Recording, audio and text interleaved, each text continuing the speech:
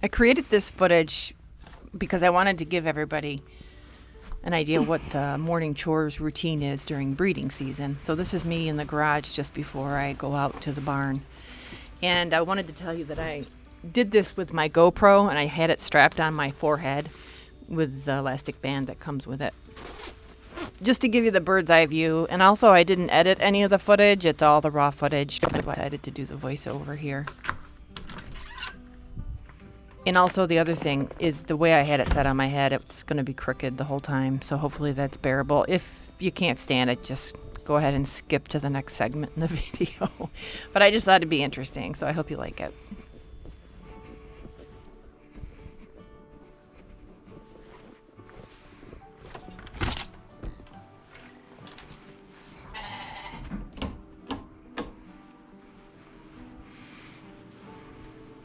Good morning.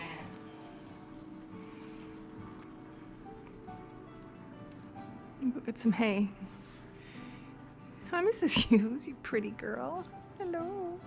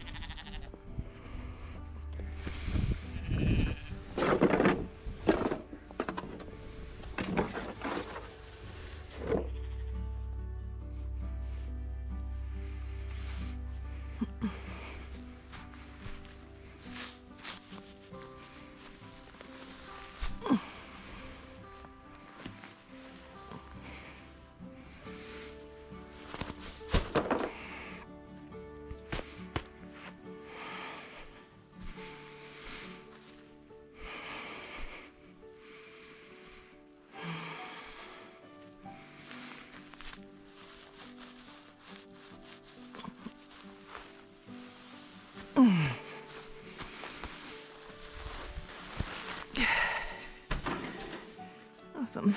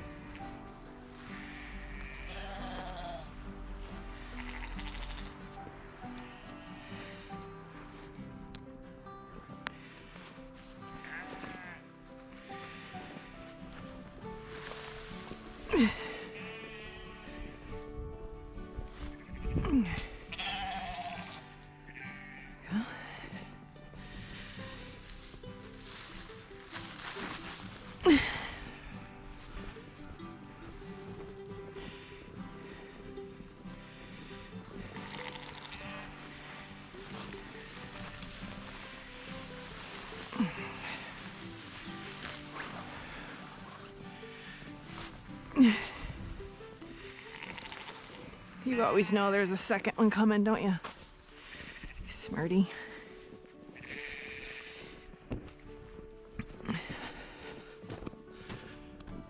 Hi,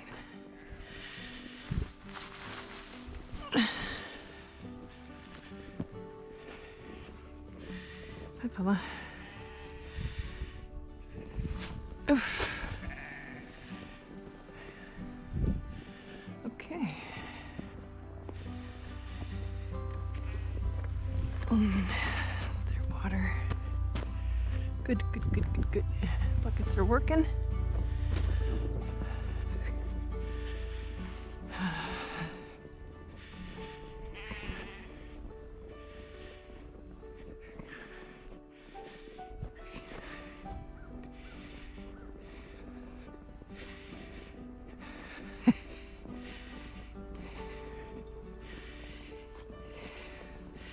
Good morning. Good morning, fella.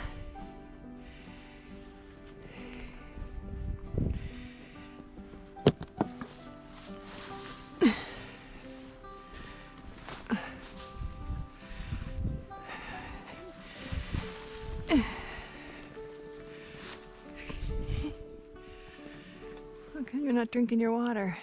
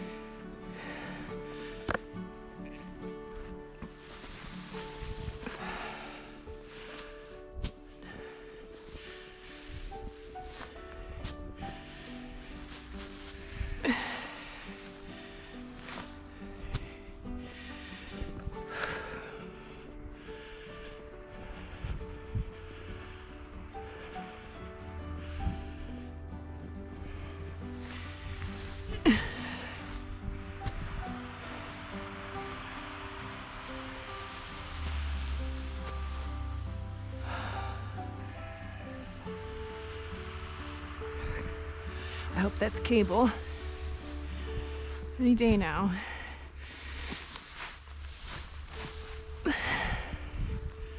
Three, four, five.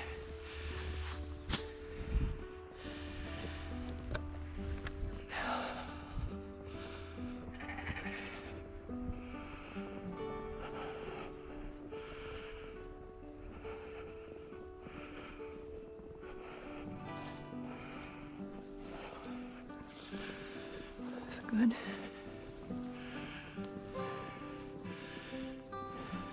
Nice dreadlocks, Loki.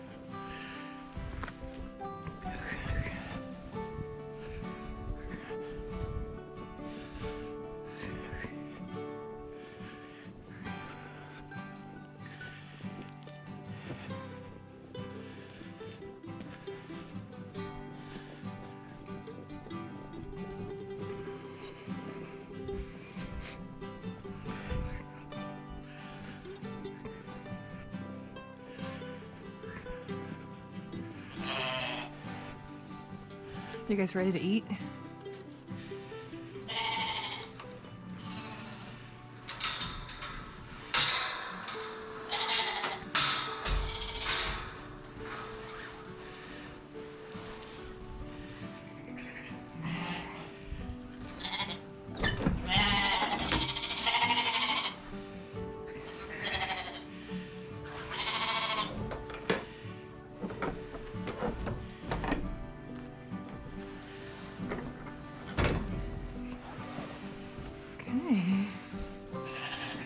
Ready for breakfast?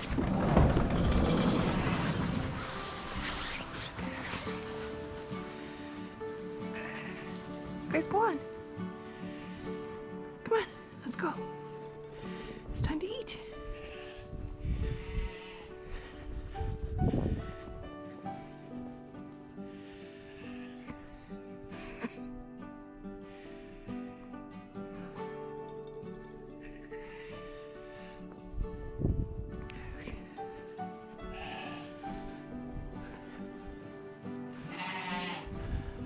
Is hungry too?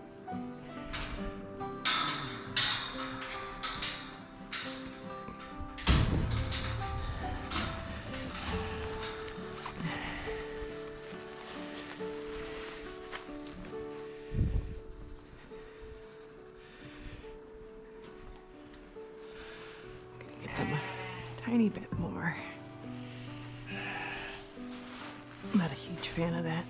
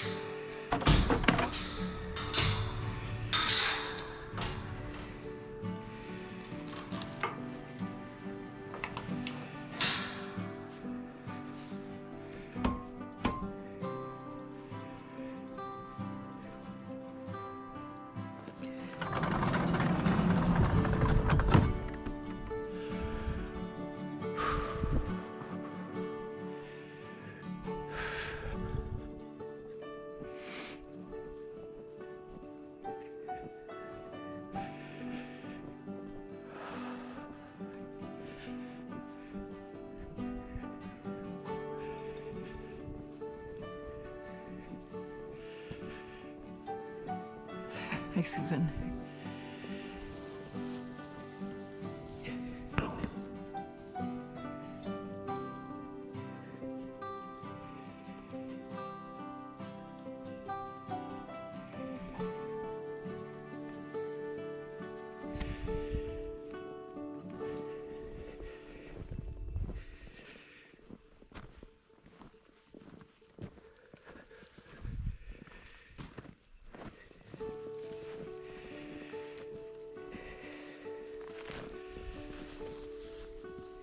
Ooh, you got it all to yourself now, huh?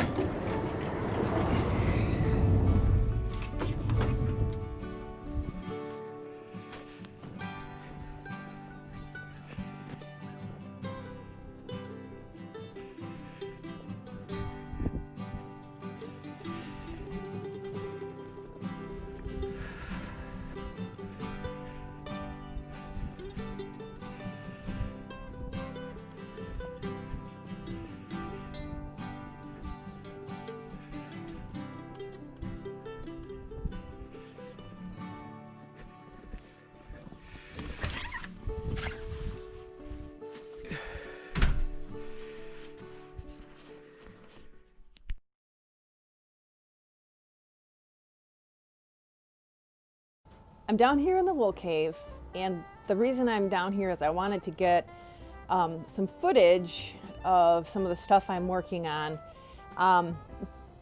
So the WAFA group, the Wool and Fiber Artist Group, I've talked about them a few times already. They put out a request for patterns, dash busting patterns. And I have that pattern, I talked about it before, the bushel basket liner, half bushel basket liner. So I'm trying to redesign the pattern using my 2-ply sport weight mill spun yarns that I just got in. The pattern was actually designed for a bulkier yarn. So what I wanted to do was to show you, I'm in the stockinette phase right now. It's a circular needle, so it's just knitting for 9 inches, you know, can't remember if it's diameter or circumference, the circumference of a half a bushel basket.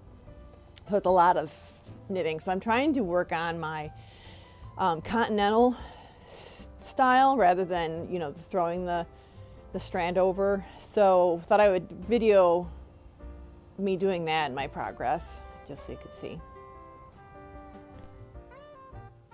I've got about 2 inches left to go from the base of the half a bushel basket up to the rim. So this is 7 inches. It's 9 inches actually, the full distance. This is the fawn mill spun. So this is a 2-ply sport weight. It's actually, to me, it has kind of like a very elegant look to it, kind of almost like a linen. And I'm gonna say I'm pretty sure I'm gonna use less than the 400 ounces, so I'll just weigh the remainder after I'm done to get a good estimate of what's needed. And the bottom was just a really fun stitch where, you know, you start, well, you guys probably all know this better than me, but at any rate, you start with a few stitches on double pointed needles, and then there's 6 little sections that you increase 1 stitch every other row until you get a nice circle. My circles are always a little bit funky with this little nipple thing in the center, but it lays in the basket nicely. And then once I reach the circumference of the base of the basket, I just do a purl stitch just to give a little delineation. So this will be the bottom. So here I am trying to be all fancy with my continental stitch, and it's a little bit clumsy still, but I just thought I would show you.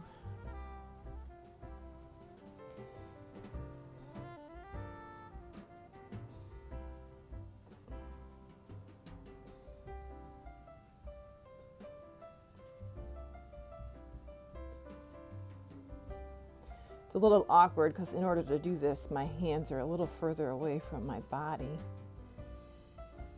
than I'm used to.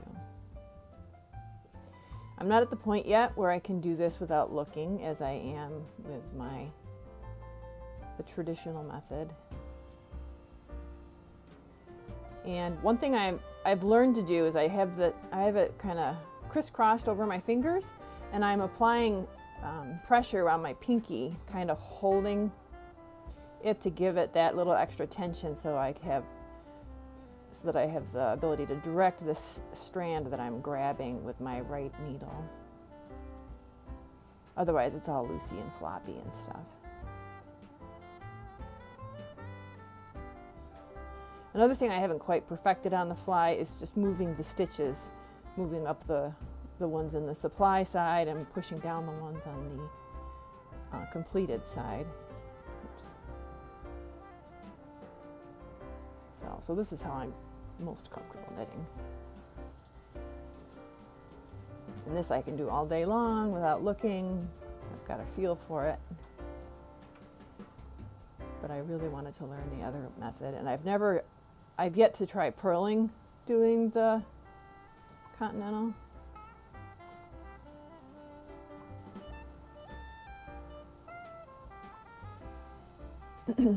So in this pattern there's a handle, and one of these days I'm going to splurge and buy proper stitch markers. Right now I just used twist ties. So these are the two center points, so there's the exact number of stitches on either side, and when it comes time to start the handle, I'll just count away from each of those markers the number of stitches I use for the handle. I can't remember exactly how many. And then I think what I'm going to do for my ribbing, which is the lip that goes around the perimeter of the top ridge of the basket, which is really kind of the main purpose, so I don't get some splinters.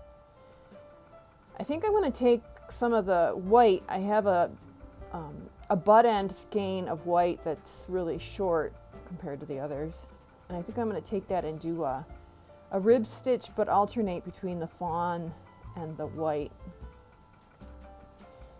which I always loved the lighter colors juxtaposed against each other, because it looks really subtle, but then once the item is complete, you can see the different colors, and it's very elegant, very restrained and sophisticated, and I like that a lot. So that's what I'm going to do. One of these days I'm going to also come up with a lace edge for that little brim that goes around the top of the basket, but I haven't done that yet, but I think that would look really pretty. So that might be the next thing. So I'm racing to get this done. The call for the patterns was for the month of December. Today's the 17th. And I probably could just go ahead and submit the pattern as it is. I just want to make sure that everything works. Probably the next thing is just to make sure that the brim goes over the edge of the basket nicely. So it might end up being a little tight, and then I'll have to rework the number of stitches. And then I'm going to upload this to Ravelry for the first time. I've never done that, and I actually started doing that with the old pattern before I tried to modify it for this. And it was asking me stuff about gauge and needle size, and I didn't have any of that data, so I'm going to collect that with this one, upload it to Ravelry, and then supply the WAFA people with the link if I get it done in time, which I expect I will, since I'm so klutzy doing it this way. So I'm just going to focus. I think after the build up to the holidays, I'll have more time to sit and do this.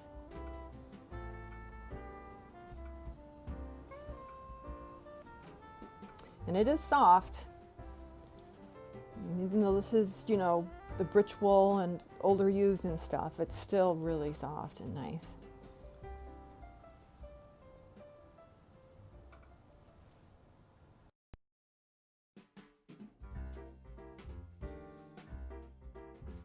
Hi, this is Whispering Pine's ear, E-I-R. And this, she came from a year where we named the Nordic gods and goddesses. And she's out of Mrs. Hughes. And she's a gray cat mugget.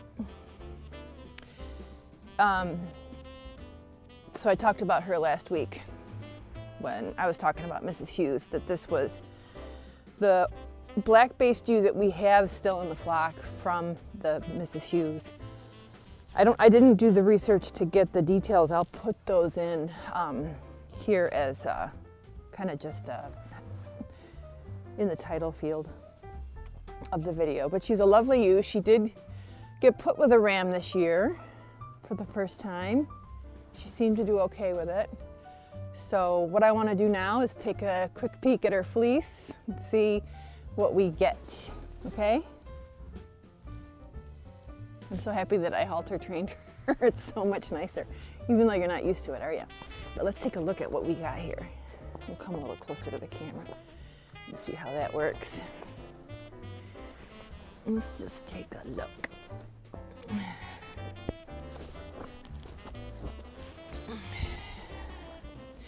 Okay, so I rooed her last year also. And so again, nice, clean, minimal tips. And what I mean by that is many times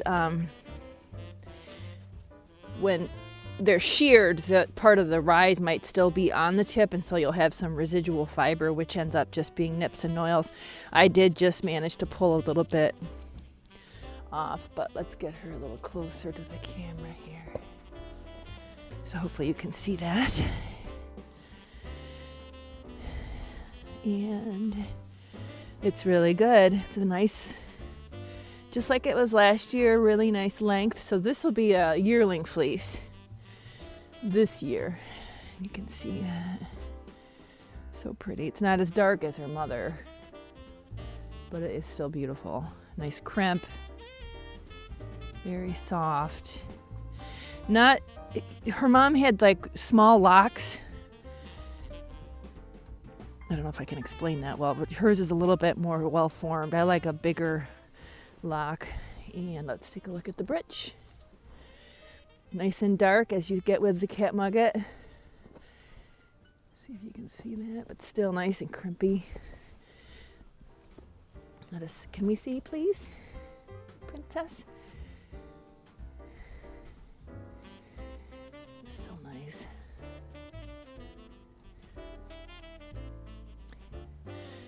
So this would be a really nice fleece if, you know, if that wool goes with it, to have the darker and the lighter fiber. If you wanted to make like a gradient yarn from the fleece or something. You're being so sweet. You're a good girl. And nice and clean, of course, because of the coat. So she still has a little growing to do. It usually takes a Shetland 3 years to get to their full size. There we go, honey. Thank you so much. There you go. There you are. You're so pretty. Say hello. Your pretty ears, so perfect. Okay, we're done. Are you sick of me? Are you sick of me?